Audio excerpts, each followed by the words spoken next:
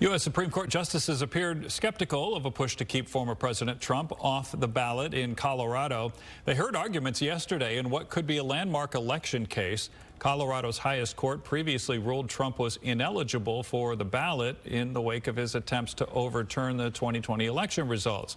That decision was based on a clause in the Constitution barring people who engage in insurrection from holding office again.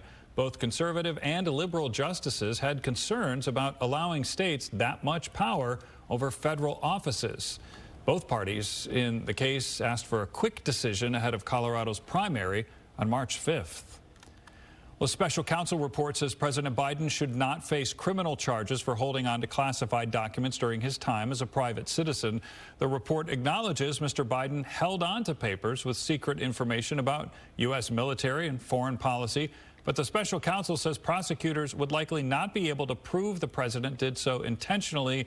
And most critical, the report described Mr. Biden as, quote, an elderly man with a poor memory. That infuriated the president, who responded to the report at a news conference yesterday.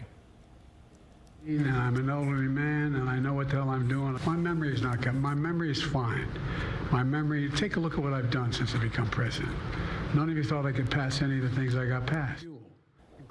Mr. Biden says his interviews with the special counsel in this case happened immediately after the Hamas terrorist attack in Israel in October. He says he may have been distracted at the time. Fox News anchor Shannon Bream with Fox News Sunday joins me now. Good morning.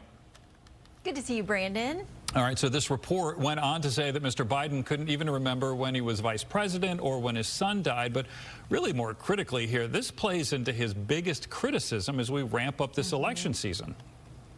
Yeah, you're exactly right, because the polling shows us large groups of Americans, including a majority of Democrats, have real concerns about the president's mental abilities and his ability to move forward as another 4 years as commander-in-chief. So it's a win for the White House in that there are no criminal charges, but a real blow because of the language that's used all throughout this report that, as you said, feeds right into that narrative that is very bad for the president right now.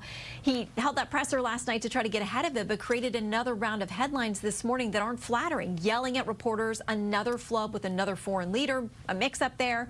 So it's a tough day for the White House. Yeah, and now to former President Donald Trump. The Supreme Court seems a bit skeptical of Colorado's decision to kick him off the primary ballot.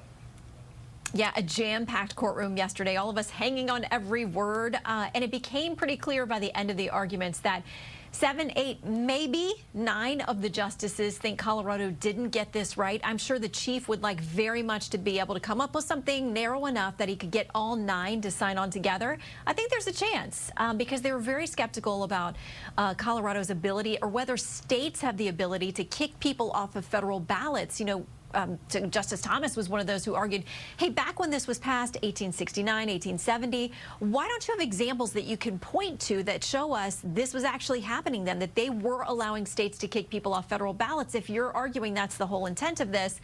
And the lawyer couldn't do that. So a lot of skepticism, a good day for President Trump at the big court.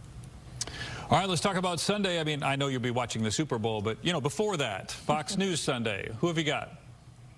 So we've got Senator Tom Cotton with us among our guests. It looks like the Senate, there's a good chance they're going to be working over the weekend because they've got this huge foreign policy bill on Ukraine and Israel. But with none of that border deal attached that the Republicans wanted, does it get through and does it just go die in the House?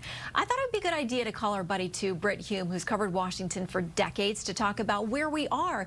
12 appropriations bills, nowhere in sight. Got to get that done within the next 3 or 4 weeks. And, you know, plummeting approval ratings for Congress. People are pretty mad at Washington. So has he seen worse? How do they turn it around? We'll see and get something done here. All right, looking forward to it, Shannon. Thank you. See you Sunday.